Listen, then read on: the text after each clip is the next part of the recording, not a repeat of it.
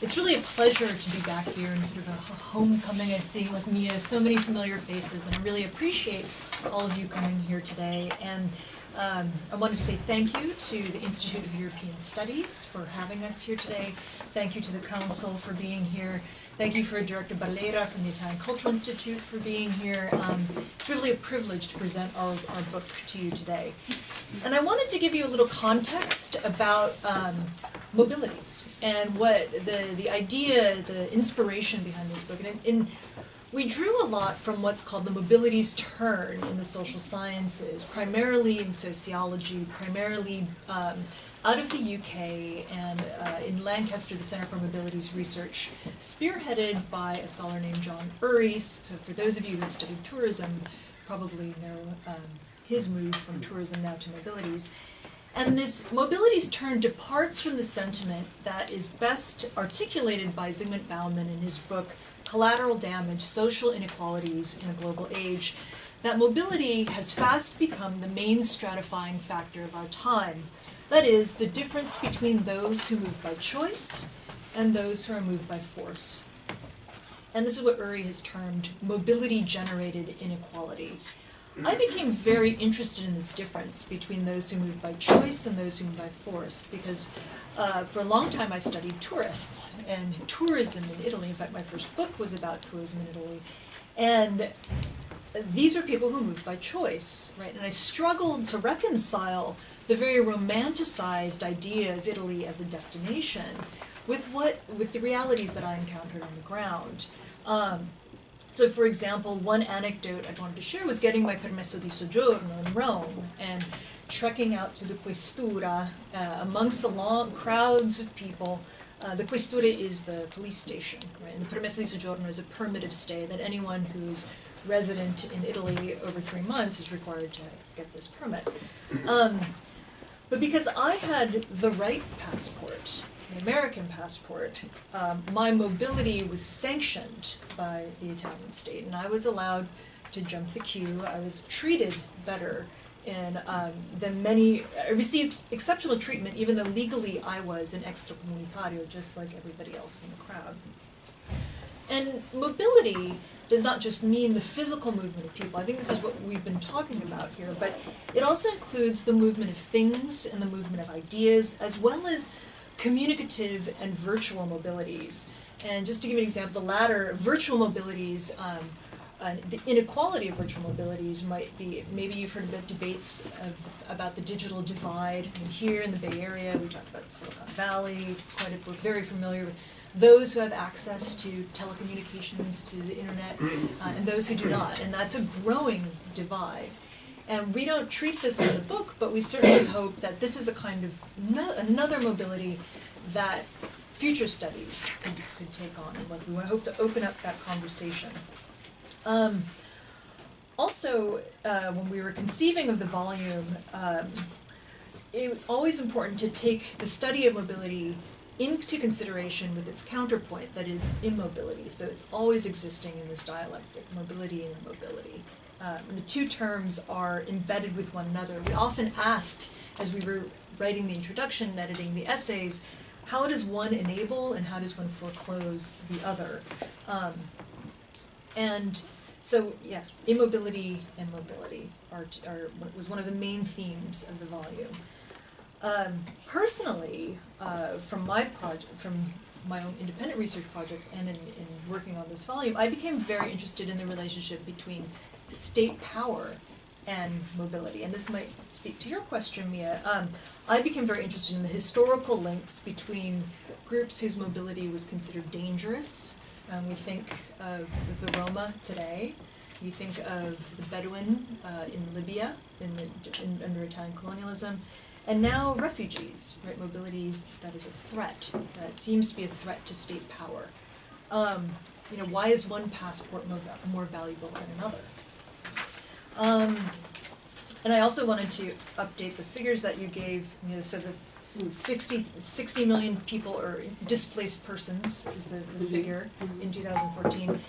And just to give you an idea of the sheer scale of mobility and migration, one of the things Mia alluded to in the volume, we were tracking three as we see it, related trans-historical phenomena, emigration, colonialism, and immigration, which are usually kept as discrete bodies of scholarship, and we tried to intertwine them in this volume. Mia gave a figure about the 13 million Italian immigrants arriving in America and the Antipodes. I think if you expand the time frame to 1975, it's 26 million Italians who have gone abroad. So this is what Mark Choate calls the largest voluntary emigration in recorded world history. So that's one hand, we have emigration. These scales, right, of people and demographics are just extraordinary. And if we shift our lens to immigration today, contemporary immigration, in 2013, just thinking about the Mediterranean passage, there were 63,000 people rescued, according to the International Organization of Migration. By 2015, that number became 430,000. So you can see the difference between 63,000 and 430,000 is a huge difference. And one of the things we struggled with, and I think Ruth is going to talk about it, was constantly updating our volume as the crisis, the immigration crisis, was mushrooming. But I'll leave you to speak about that. Finally, I would say that our book was actually launched over a conversation about cinematic mobilities, and the way that cinema as an art form can reflect upon or comment upon mobility generated inequality, and that's why we privileged cinema. Rhiannon Welch's wonderful essay on Amelio's L'America is one of them, and Anya O'Keefe has an excellent essay called Imagining Lampedusa.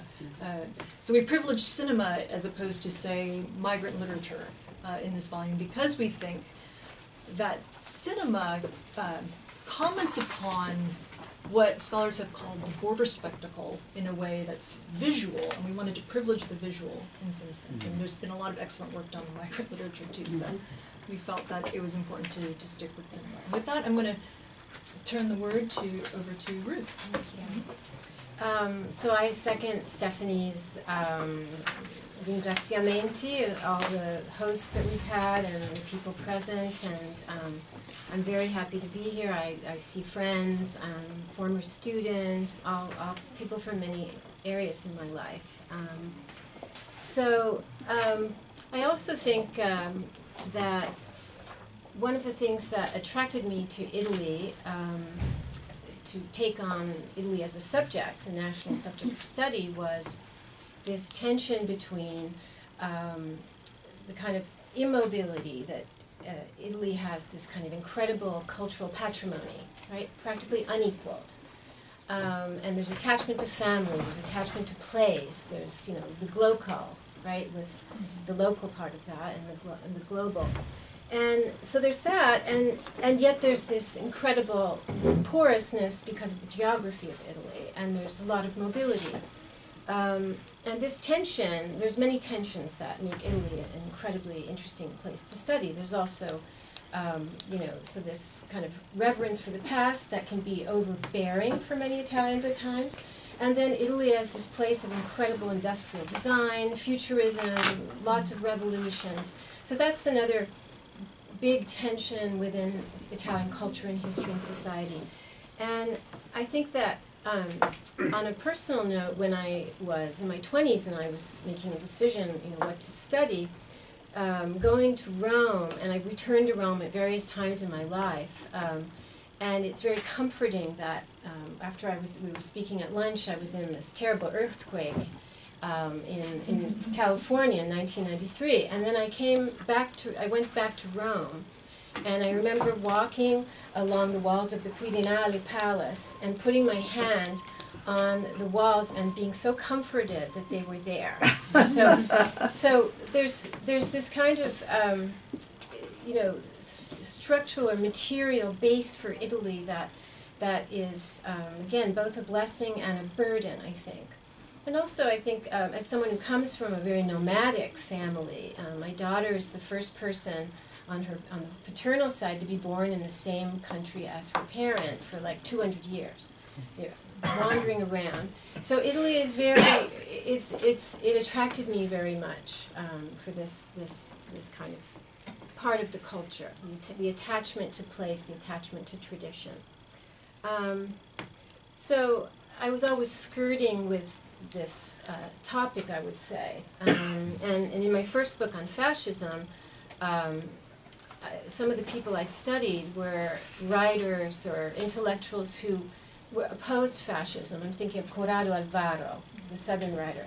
He tried to leave Italy because he was an anti-fascist, and he went to Weimar, Germany, which temperamentally was not a good place for him to go. He was very traditional, Southern man, and he couldn't live without Italy. And a number of the people I studied, they needed to come back, and so they made the decision to come back and endure the dictatorship. So this also was interesting to me, that there's the side of Italy that ti richiama, right? And that kind of tension as well. So in terms of one of the big themes that this book talks about, kind of emigration, I am, as a historian, I'm continually astounded at this magnitude and the consequences of this historic emigration, the 13 million, and it's more if we add up, it went on until the early 1930s when the fascists, confiscated passports. And I really do think that we haven't even come to terms with what this meant in terms of the loss of human capital, and yes, there were a lot of return migrations. And Donna Gabacha, who was a colleague of mine early in my career, who kind of helped to pioneer this idea of the Italian diaspora. And some people don't think that you should use the word diaspora for the Italians, but it's kind of caught on. And I found that a very good way to understand the history and the culture of Italy. So for example, you can't use models of nationalism or colonialism that are taken from France or Great Britain or Germany to understand Italy. So in studying colonialism, which Mia and I edited a book together, and I published a book last year on an aspect of fascist imperialism, you don't have this kind of metropole and colony like you have in England. So, London and colonies, Paris and colonies. What you have to do with Italy is look at Rome, but you have to look at the French colonies, that more Italians lived in the French colonies. This is one of these things, I love this. More of them lived in the French colonies than the Italian colonies until the 1930s. So you have to study this kind of diasporic. It's a different model. So you have Italy, the French colonies, then of course the Italian colonies, but also cities that had large Italian populations, like Alexandria. So studying Italy opens up, you have to think out of the box, really I believe, to understand it fully. So I think that a history could still be written of Italy that integrates all these mobilities. And this book is just our thinking about some of these subjects that could contribute to a larger overview that would cast Italy in a light that is more respectful of attachments people have, right? Of emotional attachments, of voyages, and would kind of more faithfully reflect the Italy that I think we've come to know through our studies. So some of the pieces in the book, we have a piece by Nicholas Harney on diasporas. We have Guido Tintori, a wonderful Italian scholar, on citizenship and emigration, right? And a piece, Francesca Locatelli, who talks about a subject. I was thrilled when I found this. I was writing my own book. It was so helpful. People who emigrated from Eritrea to Ethiopia. So African migrations as well as Italian migrations. So we tried to pick, we had ideas of what grand themes we wanted to cover, and then we thought certain people's work was really good, right? And so Rhiannon, who's sitting in the back, wrote on L'America, the film by Gianni Amelio. And so it was a mix, as these things always are, of topics, people. And then part of the joy of doing the book together is, it was born out of conversations. You're, who's asking interesting questions, and what questions seem most, and issues seem most germane today.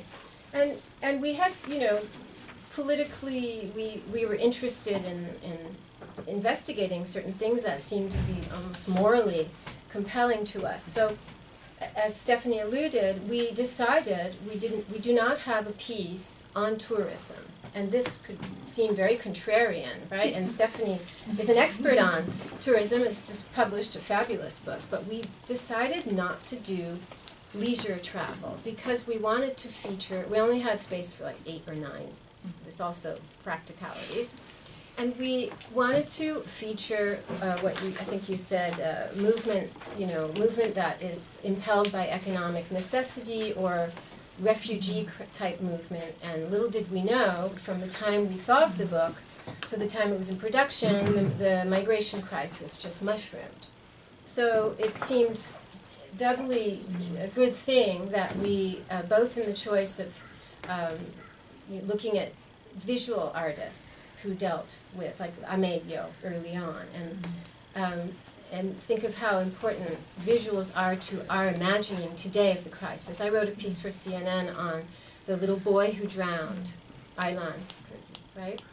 And how that photo has spawned an entire, it spawned reproductions. The Chinese artist Weiwei it's spawned a whole genre of art because it became iconic, right? Mm-hmm. So both deciding to sacrifice tourism and also literature seems now, I'm glad we did that. And it was kind of a political thing that we wanted to do.